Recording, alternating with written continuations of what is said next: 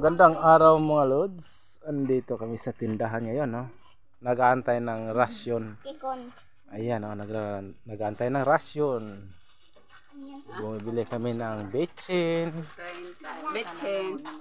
Bumibili kami ng chichirya.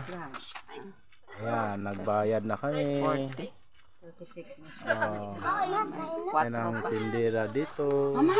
Kita mo andyan pa si Atinita. Si Giging, nag-atak na. Kainin. O ang paninda dito sa bundok. Yan, marami ding paninda. Yun. Tuwang-tuwa na si Badudoy. Ayun, ayun.